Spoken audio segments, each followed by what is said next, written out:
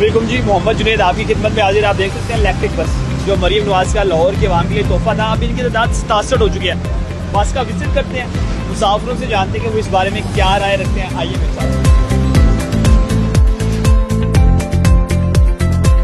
Electric bus में सफर कर रहे हैं? जी सर। क्या पहले भी इसी में सफर करते थे? जी सर, इससे पहले हम करते स्पीडो में। जी सर। और ये जब से इलेक्ट्रिक बस चली है जी सर, तो आपको क्या फायदा हुआ? इसका हमें फायदा बहुत ज़्यादा है। जो हमारा किराया था 150-200 रुपये, वो हमें 20 रुपये में किराया मिल रहा है। देखे सहूलत मिली हमें। कहाँ पे जा रहे हैं भाई? हम चेरिंग क्रास जा रहे हैं। चेरिंग क्रास जा रहे हैं। पहले चेरिंग क्रास का कितना किराया था यहाँ से? पहले यहाँ पे 220 रुपए था, क्योंकि लोकल जाते थे रिक्शा वगैरह पे या इन ड्राइव भी कराए तो इतना बनता है। सर यही बात कर रहा है, मैं वजीरा पंजाब का बहुत शुक्रिया अदा करता हूँ। क्यों शुक्रिया अदा क्योंकि उन्होंने बुजुर्गों के लिए बहुत अच्छा काम किया है, बाबुओं के लिए, बुजुर्गों के लिए। अच्छा।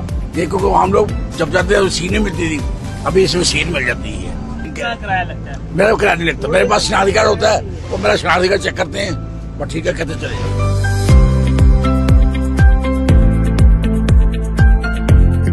ये तमाम तर लोग आप देख सकते हैं, ये सारे इलेक्ट्रिक बस के इंतजार में खड़े हुए हैं। इलेक्ट्रिक बस का स्टॉप है और आप इंतजार कर रहे हैं। जी जी। प्राइवेट सफर क्यों नहीं करते, इलेक्ट्रिक बस से क्यों?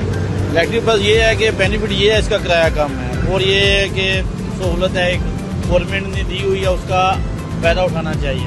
अभी ये जो रिक्शे वाले हैं ये अपनी मन मर्जी करते हैं। इलेक्ट्रिक बस के अंदर आप ये देखिएगा,